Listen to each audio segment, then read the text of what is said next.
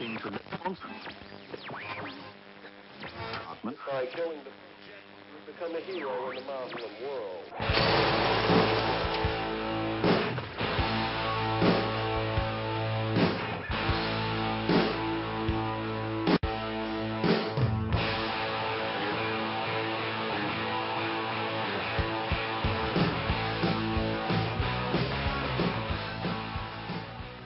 Hunter S. Thompson will be inducted into the Kentucky Writers Hall of Fame in a ceremony in Lexington, Kentucky, coming up on January 28th. Kentucky poet Ron Whitehead will present a reading of Hunter's works.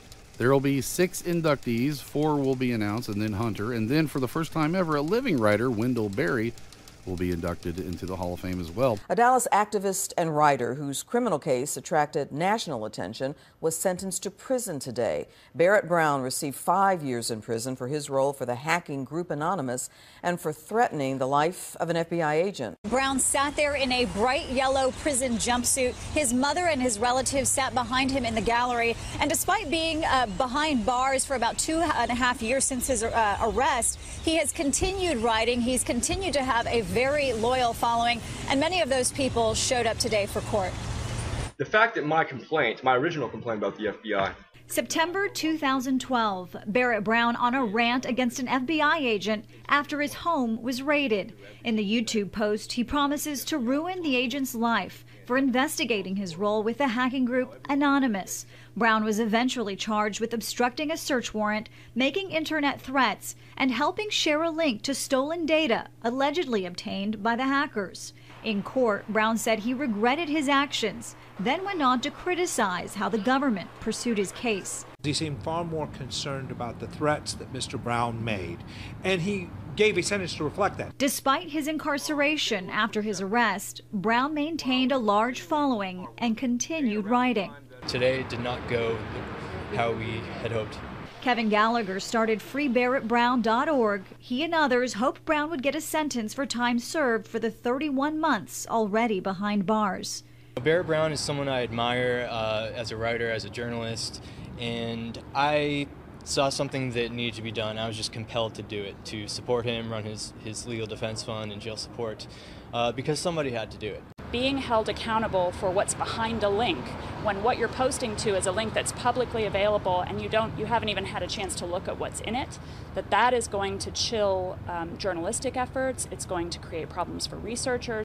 The Justice Department is poised to announce it will not bring civil rights charges against Ferguson, Missouri police officer Darren Wilson for shooting unarmed African-American teenager Michael Brown. The New York Times reports Attorney General Eric Holder will have the final say, but will almost certainly side with investigators who are recommending no charges. A wider Justice Department probe into Ferguson police over reports of racial profiling in traffic stops and use of excessive force remains underway. Meanwhile, a judge has rejected an NAACP Legal Defense Fund request for a new grand jury to consider criminal charges against Darren Wilson. The group raised concerns over the actions of prosecutor Bob McCullough, including his decision to let a witness provide false testimony. Newly released video from a police dashboard camera shows officers in New Jersey shot and killed an African-American man who had his hands in the air. The video from December 30th shows police officers Raheem Days and Roger Worley pulling over a car. After apparently removing a gun from the car's glove compartment, Officer Days warns the passenger, Jerame Reed, not to move, saying, quote, "I'm going to shoot you, and if you reach for something, you're going to be expletive dead." Reed appears to say, "I'm getting out and I'm getting on the ground," before standing up with both hands raised in apparent surrender. Both police officers then open fire, shooting at least 6 times. You reach for something, you're going to be dead. I'm telling you. I'm telling you. Keep your hands right there. Hey, Jerome, you reach for something, you're going to be dead. He's reaching. He's reaching. Show me your hands. No, you're not. No, you're not. No, you're not. Don't move. Both Bridgeton, New Jersey police officers have been placed on paid leave amidst a probe. Yemen's president resigned on Thursday under pressure from Shiite rebels who seized the capital in September and have confined the embattled leader to his home for the past 2 days. Presidential officials said that Abed Rabo Mansour Hadi, a close U.S. ally in the fight against Yemen's powerful al-Qaeda affiliate, submitted his resignation to parliament after being pressured to make further concessions to the rebels. Known as Houthis, the rebels are widely believed to be backed by Iran, charges they deny. We are following breaking news. The ruler of Saudi Arabia, King Abdullah, has died. He was 90 years old and was hospitalized this month for pneumonia. The Saudi Crown Prince Salman bin Abdulaziz is due to take over as king. King Abdullah ascended to the throne in 2005. He has held important political positions throughout his adult life. In 1961, he became mayor of the holy city of Mecca, his first public office. During his reign, the king maintained close relations with Washington and London. He last visited China in 2006. It was the first visit by a Saudi head of state to Beijing. Under his leadership, trade with China more than tripled. King Abdullah was the first Saudi monarch to give women the right to vote and to compete in the Olympics. In 2007, he was the first to visit the Pope, who later called for brotherhood and dialogue among all believers of faiths. And as he was praising the state of our nation, I was thinking to myself, wow, it would be great to live in a country where this guy's president. But of course, over the last 6 years, there's been little tangible executive action to speak of. Amidst the empty rhetoric and baseless platitudes that we've learned to expect in every Obama speech, there were a couple of key moments that really caught my attention, particularly when Obama doubled down on America's role in the world. We're upholding the principle that bigger nations can't bully the small. The pencil. Right, that one kind of speaks for itself. But of course, that's not where the hypocrisy stops. Since I've been president, we've worked responsibly to cut the population of Gitmo in half. Now it is time to finish the job, and I will not relent in my determination to shut it down. It is not who we are. It's time to close Gitmo. Amazingly, every time Obama passes the blame on keeping Gitmo open to the obstructionist Congress, he fails to mention that he could sign national security waivers to release each of the 117 uncharged prisoners today. Yet he chooses not to. As Americans, we respect human dignity even when we're threatened, which is why I have prohibited torture and worked to make sure our use of new technology like drones is properly constrained. Actually, America regularly tortures, according to various human rights organizations that have called force-feeding and the use of solitary confinement torture.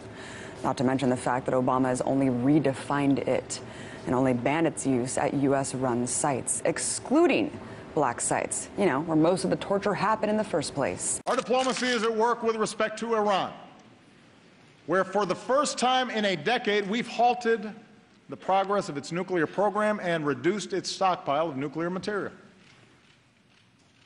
Between now and this spring, we have a chance to negotiate a comprehensive agreement that prevents a nuclear-armed Iran, secures America and our allies, including Israel, while avoiding yet another Middle East conflict. Yep, the keynote just wouldn't have been complete without Obama taking credit for halting a nuclear weapons program that never existed, while ignoring the most dangerous country in the Middle East with one. We stand united with people around the world who've been targeted by terrorists, from a school in Pakistan to the streets of Paris. We will continue to hunt down terrorists and dismantle their networks, and we reserve the right to act unilaterally, as we have done relentlessly since I took office, to take out terrorists who pose a direct threat to us and our allies. Yeah! Unilateral, aggressive, relentless bombing, America! For the Republican response to the State of the Union, they decided to shy away from many policy prescriptions and go a bit more towards the folksy. Here is Joni Ernst. We felt them in Red Oak, the little town in southwestern Iowa where I grew up and am still proud to call home today. As a young girl, I plowed the fields of our family farm. I worked construction with my dad. To save for college, I worked the morning biscuit line at Hardee's. We were raised to live simply, not to waste. It was a lesson my mother taught me every rainy morning. You see, growing up, I had only one good pair of shoes. So on rainy school days, my mom would slip plastic bread bags over them to keep them dry. But I was never embarrassed, because the school bus would be filled with rows and rows of young Iowans with bread bags slipped over their feet.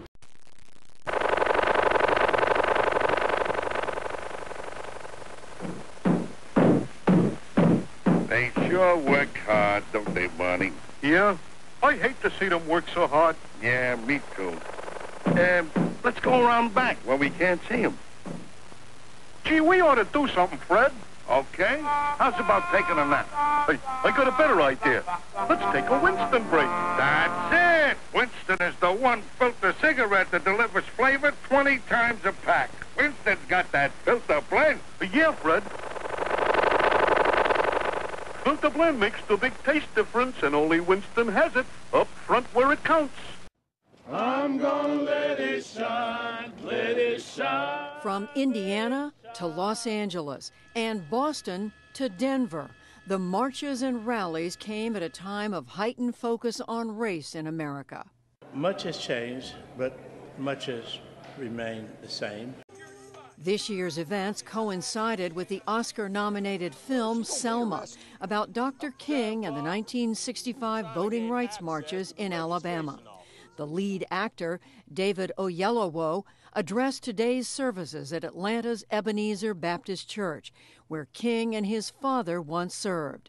The movie's stars also joined hundreds in a memorial march in Selma on Sunday, honoring those who braved violence there 50 years ago. They also came amid national protests over police killings of black suspects. A trial which potentially could have very far-reaching implications has just started in New York City, although without much coverage and fanfare. Now, the accused is 29-year-old Ross Ulbricht, the man that the federal government believes ran the notoriously known website Silk Road from 2011 to 2013. It has not yet been proved that Ross Ulbricht, in fact, ran this website, but the website was shut down in 2013 for selling drugs. In fact, it was described as the Amazon or eBay of the darknet, anonymously selling narcotics online to almost 900,000 users and generating profits of about $1 billion annually. But as The Wired reported, during the pretrial hearings, the prosecution all but admitted that the FBI hacked the Silk Road website without a warrant. There's also a lot of questions about the extent of NSA's involvement in this case and whether the FBI actually used information obtained from the NSA. Ross Ulbricht is facing life in prison on different accusations, on different charges, ranging from money laundering, drug trafficking. Colorado's learning a new lesson this morning about the risk of legalized marijuana. Some people are blowing up their homes trying to make a form of highly concentrated pot. As John Blackstone reports, regulators are searching for ways to fight this potentially deadly threat. It's the kind of explosion meth labs are notorious for, but investigators say this fire was the result of a homemade hash oil lab in California. This blast in Washington state was also blamed on someone using flammable butane gas to make hash oil, a potent form of marijuana. Officials say such explosions have nearly tripled in Colorado in the 2 years since voters legalized recreational marijuana there. Accidents don't mean that a crime has occurred. Last month, Colorado's then Attorney General John Suthers said the state is experiencing a real public safety issue as a result of unsafe and unlicensed manufacturing and production. He says while marijuana is legal under the law, manufacturing the drug's oil at home is not. Corey says that doesn't make sense according to state law. And the Constitution says marijuana is legal. This is the equivalent of manufacturing olive oil, which is legal, the equivalent of frying a turkey, which is legal. The substance that you're using is a substance that is legal under our law.